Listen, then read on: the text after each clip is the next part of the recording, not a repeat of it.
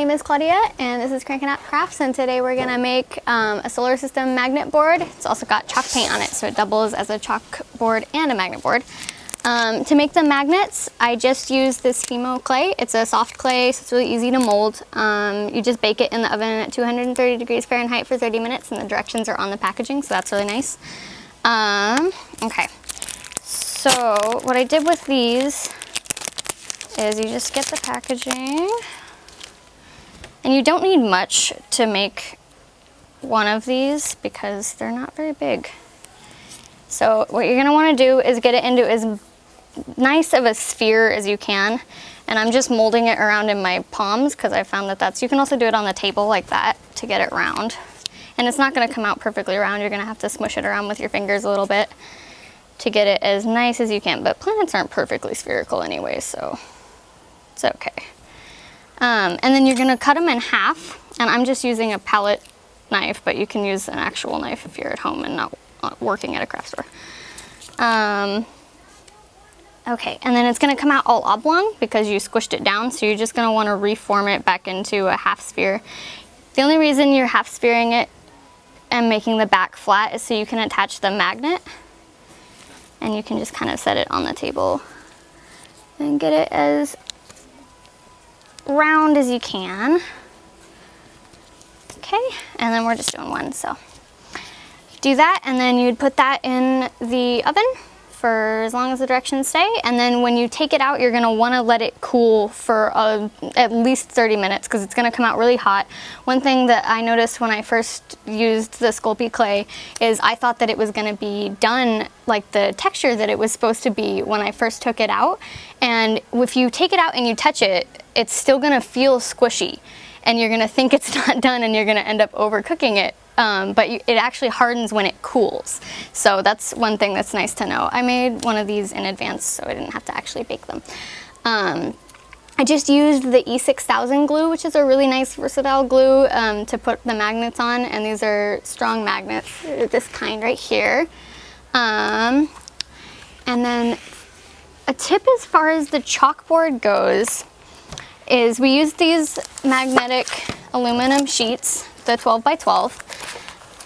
And when I first painted it, if you just do one coat, it's gonna seem like it doesn't ever dry and it scratches off really easily, but I found out that it works best if you do one coat in one direction with the strokes of the brush and then let it dry completely for a long time. I let it dry for like an hour, and then I did it the opposite direction with a second coat and let that dry entirely. And then it works the very best if after that you lightly kind of dust it with the chalk and then wipe it all off, and then it sets. Something about that makes it stay, and it doesn't chip off as easily anymore.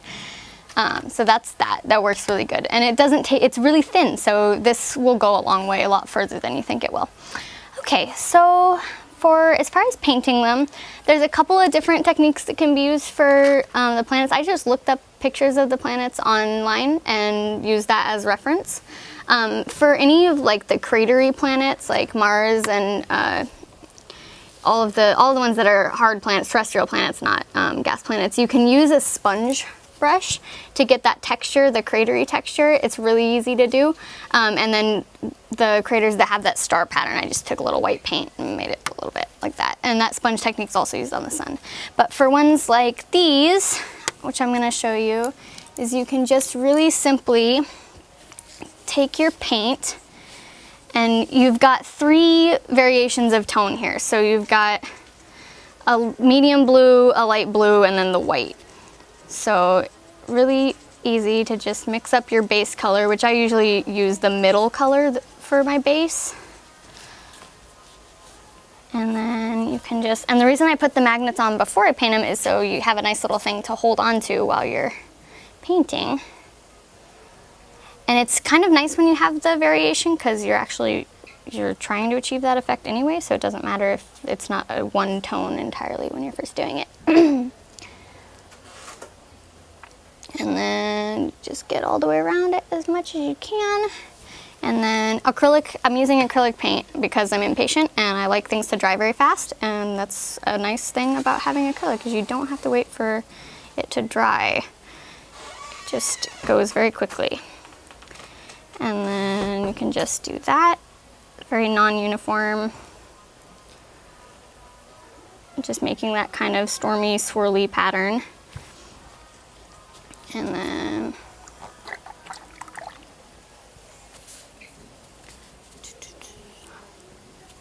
okay.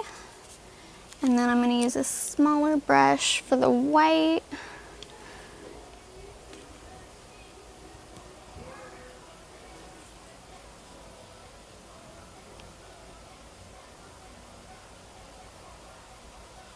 And one defining feature of Neptune is this storm spot, like Jupiter's more famous storm spot, but it's dark instead of light like Jupiter's. I'm gonna use a black.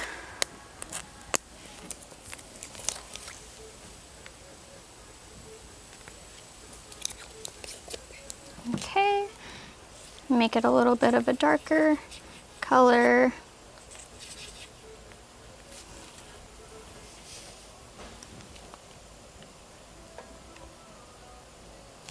Okay.